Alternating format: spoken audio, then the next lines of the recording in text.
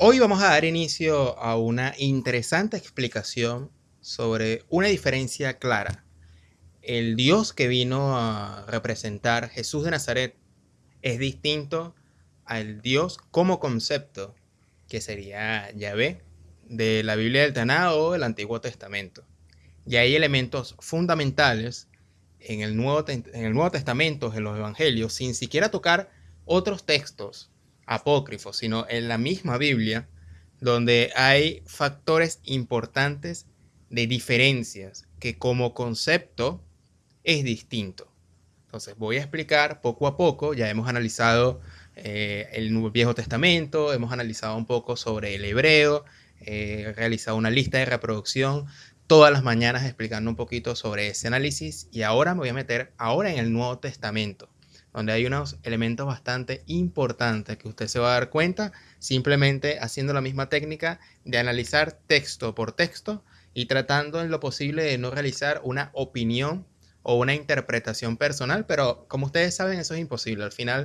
Al final puedo dar yo mi opinión o mi interpretación, pero voy a tratar de hacerlo lo más ajustado al texto que vamos a ir leyendo. Así que sin más nada que agregar, vamos a pantalla. Vamos a pantalla y vamos a hacer ciertas lecturas. Si leemos en Números 21, en el verso 4, vamos a leer lo siguiente. Después partieron del monte de Or, camino del Mar Rojo, para rodear la tierra de Edom, y se desanimó el pueblo por el camino.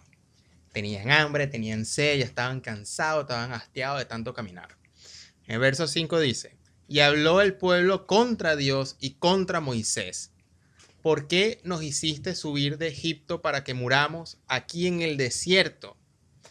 Pues no hay pan, no hay agua, y nuestras almas tienen fastidio de este pan tan liviano. Y Yahvé envió entre el pueblo serpientes ardientes que mordían al pueblo, y murió mucho del pueblo de Israel. Entonces el pueblo vino a Moisés y dijo, hemos pecado por haber hablado contra Jehová y contra ti. Ruega a Yahvé que quite de nosotros estas serpientes. Y Moisés oró por el pueblo. Entonces Yahvé le dijo que hasta una serpiente ardiente y ponla sobre un asta, y cualquiera que fuera mordido y mirare a ella vivirá. Y Moisés hizo una serpiente de bronce y le puso sobre una asta.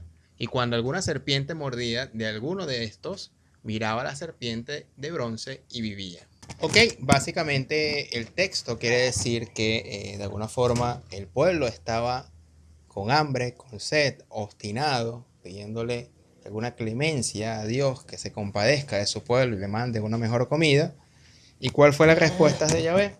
Te voy a mandar una serpiente o serpientes, y muchísimos, murieron. Y después es como te rompo las piernas para darte las amuletas. ¿Y cuál fue la amuleta? La serpiente de bronce. Pero el daño estaba hecho. Es decir, es un Dios que no tiene paciencia. ¿Ok? Porque cuestionar las decisiones de Dios es un castigo. O vamos a recibir castigo. Entonces, ¿cuál es la primera diferencia? Si leemos Lucas, en este caso Lucas 11, vamos a leer lo siguiente. Y dice, ¿qué padre de vosotros, si su hijo le pide pan, le dará una piedra? O si pescado, en lugar de pescado, le dará una serpiente. O si le pide un huevo, le dará un escorpión. Pues si vosotros, siendo malos, sabéis dar buenas dádivas a vuestros hijos, cuánto más vuestro Padre Celestial dará el Espíritu Santo a los que se los pidan. Dos elementos a recalcar. Primero, aquí habla, o si pide pescado, en lugar de pescado le dará una serpiente. Entonces, esto es una indirecta al texto que acabamos de leer en Números 21. Es decir, los hijos de Dios le piden comida y Dios le mandó, en este caso Yahvé, le mandó una serpiente. Y Jesús aquí, de manera conceptual, de manera de concepto, porque si nos vamos después, si Yahvé era un Elohim distinto al Dios espiritual de Jesús, esa es otra interpretación que es bastante interesante, pero no lo quiero meter aquí. ¿Ok? Me quiero limitar a lo que dice el texto. Entonces, de manera conceptual, aquí Jesús está hablando de otra forma de cómo procede el Dios que Él vino a representar, el Padre espiritual. Cuanto más vuestro Padre celestial, del cual yo vengo a hablar, dará el Espíritu Santo a los que se los piden. Segundo punto, aquí no estamos hablando de temas materiales, aunque el ejemplo se basó en comida, precisamente tirando la punta, la indirecta, el texto del Antiguo Testamento hacia ese Yahvé, que sí mandaba serpientes cuando a su hijo le pedían, sino que nosotros deberíamos pedir esclarecimiento en el Espíritu que nos habita, en el Espíritu Santo, en la jerga bíblica, a los que se lo pidan.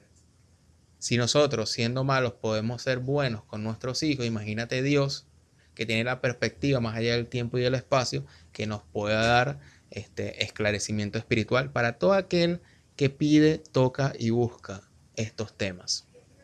Una gran diferencia. Ahora bien, vamos ahora al segundo escenario.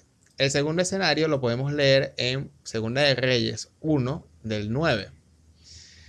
Entonces tenemos aquí el profeta Elías y leemos en el 9. Luego envió a él un capitán de 50 con sus 50, el cual subió a donde él estaba, y he aquí con él estaba sentado en la cumbre del monte, y el capitán le dijo: varón de Dios, el rey ha dicho que descienda, es decir, que bajes. Y Elías respondió y dijo al capitán de 50: yo soy un varón de Dios. Descienda fuego del cielo y consúmate con tus 50 enviados. Y descendió fuego del cielo que lo consumió a él y a sus 50. Después vino otro enviado más, y nuevamente Elías mandó fuego del cielo varias veces. ¿Ok?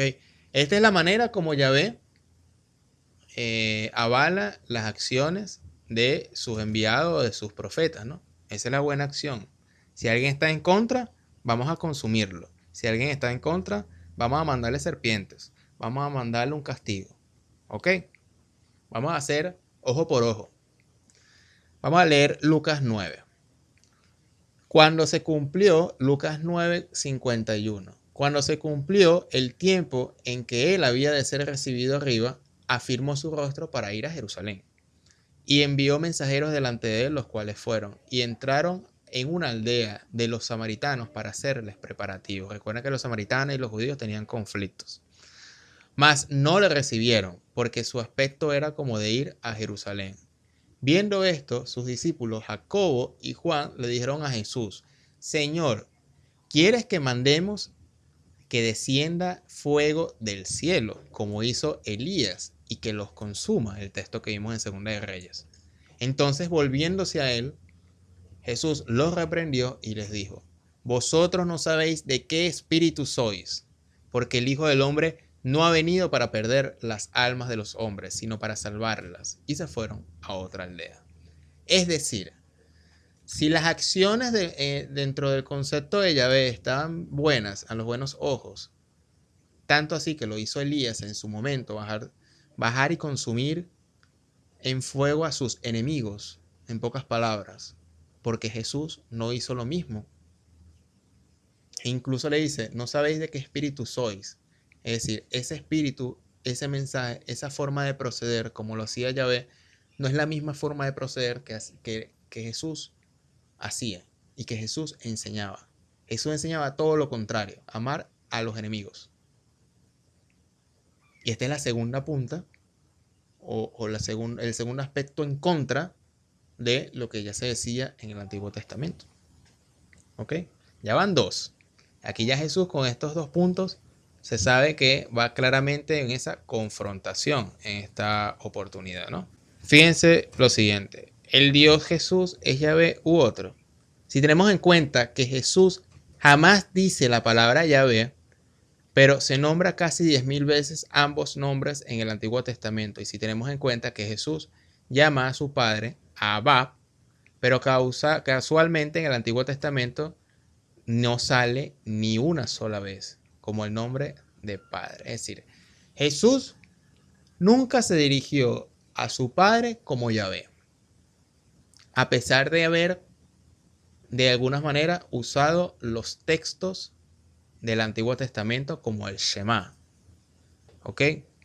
Entonces, vamos más adelante y aquí en Éxodo dice: mas si hubiere muerte, entonces pagarás por vida, ojo por ojo, diente por diente, mano por mano, pie por pie, quemadura por quemadura, herida por herida, golpe por golpe. La famosa ley del tablión, ¿no? Del talión. Bien, leemos rápidamente Mateo 5:38. Oíste que fue dicho, ojo por ojo, diente por diente. Pero yo os digo, no se resistan al mal, o a lo malo. Antes, a cualquiera que te hiere de la mejilla derecha, vuélvele también la otra. Y el que quiera ponerte a pleito, quitarte la túnica y déjale también incluso la capa. No te resistas. Entonces aquí, de alguna manera, otra forma de ampliar el concepto que se dio de Yahvé, muy cruel, sin perdón, y Jesús incluso perdona hasta a tus enemigos, y si quieren la segunda camba, tómatela, llévatela, porque al final lo que no vale son las cosas físicas, lo que sí luchaban en el concepto antiguo del Antiguo Testamento, sino Jesús hablaba de cosas espirituales, su mensaje era espiritual, a pesar que la academia quiere decir o quiere apartar el aspecto espiritual de Jesús, porque da la impresión que eso es un montaje posterior desde el Evangelio de Juan y los gnósticos. Entonces fíjense cómo otra prueba más de cómo Jesús amplía o desecha las enseñanzas del Antiguo Testamento para mostrar cómo Dios en esas mismas circunstancias actúa realmente, pero el Padre de Jesús, no el concepto de Yahvé que le enseñaron en el Antiguo Testamento. Aquí por eso realmente se habla de que en realidad se habla de cosas nuevas, cosas que no se hablaban desde la fundación del mundo. Jesús vino a hablar de cosas nuevas y es por eso que aquí entra la confusión del Nuevo Testamento y del Viejo Testamento. En parte, el cristianismo al ver estas diferencias dice, no, Dios en realidad ahora va a actuar de la siguiente manera y ya no va a actuar de la vieja forma. Por lo tanto, se hace un nuevo pacto. El detalle es que aquí estamos hablando de temas conceptuales y me explico. Si Dios existe, Dios sería inmutable, no cambia, no hay sombra de cambio, como dicen las escrituras. Si no cambia, porque hay un comportamiento distinto adelante y atrás, en el Génesis, y un comportamiento distinto en el Nuevo Testamento. Porque lo que cambia son los conceptos que el hombre tiene a la hora de escribir. Si Dios no cambia, el Padre que habla Jesús está más aproximado del Dios que siempre fue. Y las descripciones de Dios en el Antiguo Testamento son más descripciones comparándolos con rasgos, sesgos y temperamentos de hombres y colocándoselos a Dios. Como esa intolerancia. Como por ejemplo mandar a apedrear a un hombre por recoger leña el sábado. Y un montón de cosas que leemos en el Antiguo Testamento que hizo Yahvé, que para nosotros es inexplicables, y a estos textos que vamos leyendo, Jesús de Nazaret enseñó algo totalmente distinto a ese concepto de Yahvé. Enseñó un concepto de Dios Padre que incluso perdona a los enemigos, y ese concepto en realidad todavía estaba en discusiones si sí o si no dentro de la escuela de Hillel y la escuela de Shammai, cosa que ya hicimos ese video en una ocasión anterior de estos videos de esta lista de reproducción. Entonces vamos a continuar. Si leemos por ejemplo aquí en Marcos 12:29, Jesús de Nazaret sí escoge lo que sería el Shema de hoy Israel. El primer mandamiento de todo es: oye Israel, el Señor nuestro Dios, Adonai Echad. El Señor es uno. Entonces, esto quiere decir que Jesús de Nazaret siempre habló de Yahvé, pero ya hemos mostrado que Jesús amplió el concepto de Yahvé e incluso, de alguna manera, enseña un carácter renovado y mejor ante las mismas circunstancias de vida. Es decir, antes Elías, en nombre de Yahvé, mandaba a consumir sus enemigos, a exterminar a sus enemigos. Por mucho, la guerra santa, etc. Eso es lo que se enseñaba. Y eso era lo que se veía bien. Ahora bien, Jesús agarra el concepto que ellos tenían de Dios, porque no podían enseñar él otra cosa distinta a lo que ya conocían, pero lo amplía con los mejores textos que tienen, con ejemplos de vida para acercar el carácter real de Dios a nosotros. Y son todos estos ejemplos de el perdón, el amor y todo ese tipo de cosas. Y aún así vemos algunos rasgos de Jesús usando textos del Antiguo Testamento o de la Biblia hebrea, porque al final tenía una audiencia hebrea que solo conocía a oídas estos textos y no le quedó más remedio que usarlos, pero ampliando dichos conceptos. Habéis oído tal cosa, pero yo os digo otra cosa. Habéis oído esto, pero yo os digo que se quedó corto ese concepto. Ahora yo os digo y les amplifico esto. Antes se creía que hay que consumir a nuestros enemigos. Ahora yo os digo que hay que amar a nuestros enemigos.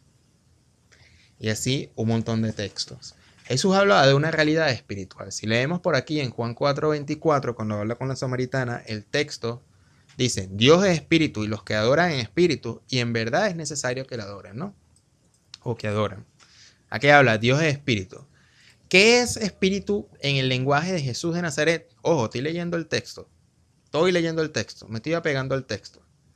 Jesús en Lucas 24:39, cuando se aparece, creo que a Felipe o a Mateo, no recuerdo bien, pero una de las palabras dice, mira mis manos y mira mis pies. Yo soy mismo. Pálpame y ved, porque un espíritu no tiene carne ni huesos, como veis que tengo yo. Es decir, un espíritu sobrevive a la materia, tiene conciencia y está más allá del tiempo y del espacio. Esta es la realidad espiritual que Dios, en este caso Jesús, nos quería acceder. ¿Ok? Soy luz del mundo, el reino de los cielos está dentro de ustedes. Ese espíritu, tanto es así que el cuerpo no es suficiente para alcanzar esa perfección, sino que necesitan algo llamado la vida eterna, que lo da el espíritu, porque el espíritu es lo que da vida. Juan 6:69, si no me equivoco. Lo demás perece, el cuerpo. Y a partir de ahí estaremos recorriendo esas otras estancias que habló él en la última cena, guiados por el espíritu.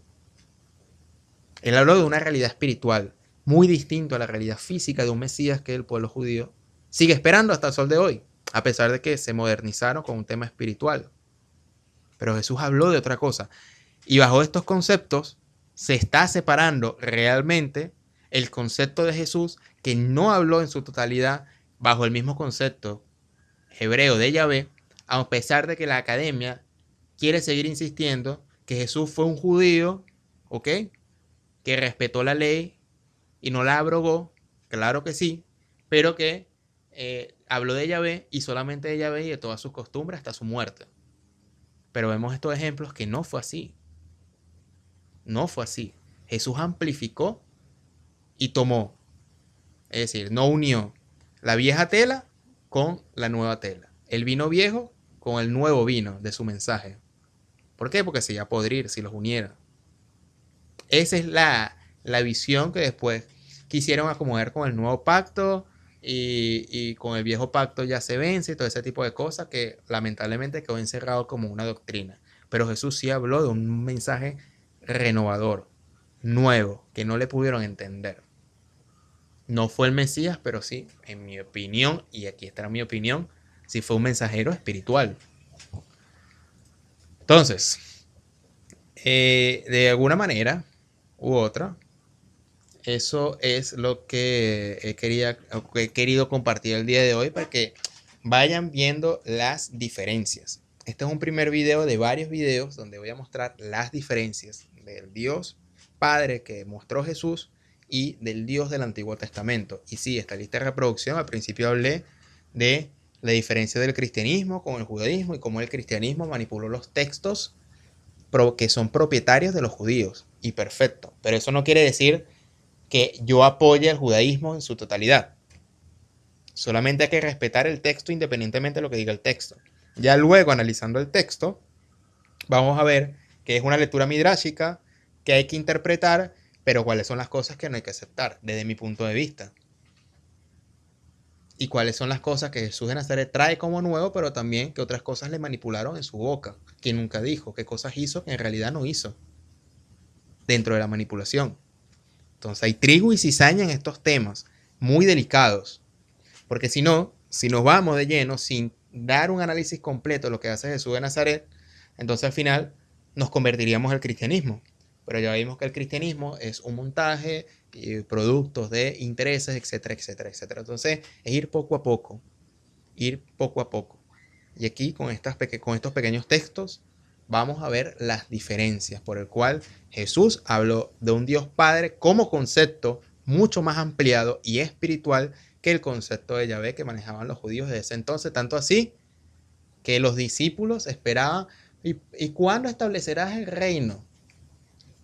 Y Jesús de Nazaret, cuánta paciencia debo tener con ustedes, porque mi reino no es de este mundo. No luchen por su establecimiento. Yo no me voy a sentar en el trono de David, sino más bien va a haber espada, disensión y guerra, porque mi mensaje divide 3 contra 2 y 2 contra 3, etc. Hay mucho de qué hablar. Muchos anhelan el restablecimiento de la gloria nacional judía, la exaltación temporal de Israel, en vez de anhelar la salvación del mundo. En verdad os digo que yo no vengo a satisfacer jamás este concepto mesiánico materialista de la mente judía. Si hubieran sabido ver estas predicciones supuestamente mesiánicas bajo una luz diferente, y estos pronunciamientos proféticos les habrían preparado la mente en forma muy natural para mi reconocimiento como aquel que cerraba una era para inaugurar una nueva y mejor dispensación de misericordia y salvación para todas las naciones. Yo vine a mostrar la senda del Padre, la ejemplificación de un ideal a largo plazo en cuanto a la vida de las criaturas en la tierra. Dar vida a 2 ideas en los corazones que escuchen mi mensaje. Abrigar el intenso deseo al mundo entero para que creyeran en mi mensaje de aceptación del nuevo reino espiritual, a pesar de las bien conocidas ideas sobre el Mesías venidero. Y continuar en el establecimiento del reino, revelando el Padre y mostrando su carácter amante divino a todos vosotros, que Dios habita con su espíritu en las almas de cada uno de ustedes, más allá de religiones establecidas. La idea de Mesías que tienen muchos es que inaugurará una era de milagrosa abundancia. Y durante mucho tiempo se nutrieron los hebreos de tradiciones de milagros y leyendas de prodigios. Pero en verdad os digo que yo no soy el Mesías que viene a multiplicar el pan y el vino a diestra y siniestra. No vengo para ministrar tan solo las necesidades temporales. Vengo con una misión mucho más grande que esta, y es revelar a mi Padre Celestial a sus hijos terrenales, para que conmigo hagan el esfuerzo sincero de vivir haciendo la voluntad del Padre Celestial. Y así queda demostrado para un completo universo expectante cuán tonto y pecaminoso es prostituir los talentos divinos y la capacidad dada por Dios para el engrandecimiento personal o para beneficio y gloria puramente egoístas de una persona o de una nación entera. La satisfacción egoísta y la gratificación sensual, por sí solas como único medio de placer, no pueden dar la felicidad a los seres humanos evolutivos. Hay valores más elevados en la existencia mortal, y son la maestría intelectual y avance espiritual que trascienden de lejos la gratificación necesaria de los apetitos e impulsos puramente físicos del hombre y la mujer. Las dotes naturales de talento y habilidad del ser humano deberían aplicarse principalmente al desarrollo y ennoblecimiento de sus más elevados poderes de mente y espíritu. Así se revela, de una vez por siempre en mi universo, la técnica de un camino nuevo y mejor, de los valores morales más elevados del vivir y las satisfacciones espirituales más profundas de la existencia humana evolucionaria en los mundos del espacio. Muchos esperaban el establecimiento del trono de David, viniendo yo como su Mesías, pero en verdad os digo que el reino que yo os hablo no es de este mundo, y mi mensaje está lejos de los deseos mesiánicos de vuestro mundo. Lamento desilusionar las esperanzas que han alimentado durante miles de años. Pero en verdad os digo que yo elegí establecer el reino del cielo en el corazón de la humanidad por métodos naturales, comunes, difíciles y esforzados, los mismos procedimientos que tendrían que seguir en el futuro los hijos terrenales para ampliar y expandir ese reino celestial. Será por medio de muchas pruebas que muchos de los hijos de todas las edades serán capaces de entrar en el reino. Nada que ver con fines puramente egoístas o personales. Es colocar triunfalmente la fidelidad a la voluntad de mi Padre por encima de toda otra consideración humana y temporal. Al rechazar estos métodos de embellecimiento del reino venidero ante los ojos esperanzados de los judíos, estos mismos judíos me rechazaron certera y finalmente. A través de este entero y enorme ministerio público, hube de enfrentarme constantemente con la necesidad de tratar con tres situaciones recurrentes: el clamor de los hambrientos, la insistente demanda de milagros y la solicitud final de los que me seguían que les permitieran coronarme rey de los judíos. Pero jamás me aparté de la decisión de hacer la voluntad de mi Padre por encima de todos estos deseos, y aún hoy sigue habiendo debate de mi misión espiritual. Yo vine a lo mío, con mi mensaje, pero los que debieron recibir primero mi mensaje rechazaron mis palabras. Pero cuán alegre estoy por aquellos, ya sean judíos o no judíos, que escuchan mis palabras y hacen suya mi mensaje en sus corazones, que busquen primero a Dios en sus almas y encuentren el reino de los cielos. Los demás, esos deseos personales de este mundo, vendrán como añadiduras. Confíen en mis palabras. Entonces, bueno, lo importante del mensaje de Jesús de Nazaret: el reino de los cielos está dentro de ti, dentro de mí, dentro de todos los seres humanos, sin necesidad de una iglesia, y puedes continuar tu avance espiritual. Ese es el mensaje. Pero para llegar ahí hay que tener muchos análisis, y esos análisis te los traigo en esta lista de reproducción que ves en pantalla, donde ahí vas a encontrar los análisis del Nuevo Testamento, sobre todo los del Viejo Testamento, una profunda forma de ver el hebreo, comparándolo con las Biblias de casa y ver que sí, que no, dentro de las traducciones. Mi nombre es Simón Guardia, te invito a que te suscribas al canal y nos vemos en una próxima oportunidad. Hasta pronto.